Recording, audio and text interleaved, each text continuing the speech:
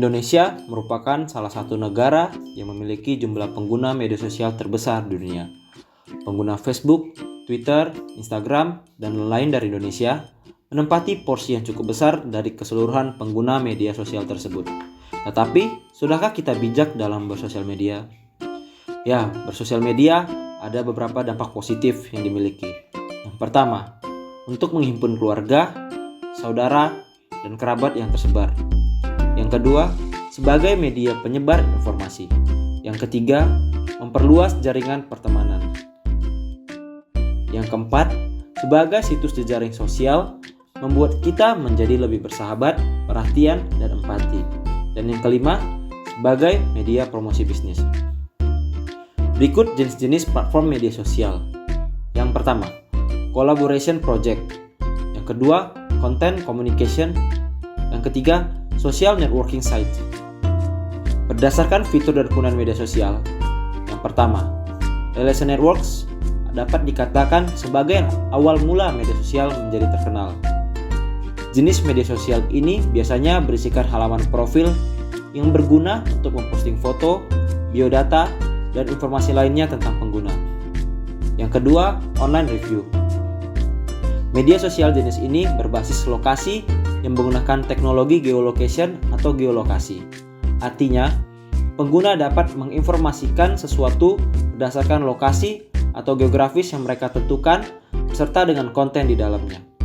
Yang ketiga, media sharing networks. Jenis media sosial ini dibuat dengan tujuan untuk saling berbagi informasi dan konten khusus antara pengguna, misalnya foto atau video. Pengguna bisa menggunakan fitur-fitur untuk mengedit konten mereka sebelum memposting dan membagikannya ke orang lain. Dan yang keempat, social publishing platform. Contoh media sosial ini adalah blog dan microblog untuk membagikan artikel yang ditulis para pengguna. Social publishing platform bisa bersifat real time maupun tidak. Etika dalam bermedia sosial. Yang pertama, menjaga privasi. Kita harus menjaga privasi yang kita miliki seperti nama lengkap dan alamat lengkap kita. Yang kedua, jaga keamanan akun. Menjaga keamanan akun itu penting agar tidak dibobol orang lain. Kita harus menggunakan password yang tidak gampang ditebak orang dan mengganti password itu sendiri dalam jangka waktu tertentu. Yang ketiga, menghindari hoax. Menghindari berita hoax itu penting karena dapat merugikan pihak tertentu. Oleh karena itu, kita harus mencari fakta terkait berita yang kita terima. Yang keempat, menyebarkan hal yang positif. Jadi dengan menggunakan media sosial itu sendiri, sebaiknya kita menggunakannya untuk menyampaikan hal-hal yang positif, bukan negatif, maupun menyebarkan berita-berita hoax. Ada juga tips sederhana dalam penggunaan media sosial. Yang pertama, sesuaikan penggunaan media sosial dengan kebutuhan atau minat. Contohnya, mempromosikan bisnis dengan membuat fanspage di Facebook. Yang kedua, supaya tidak menjadi candu, batasi penggunaan media sosial pada durasi tertentu. Tantangan di media sosial.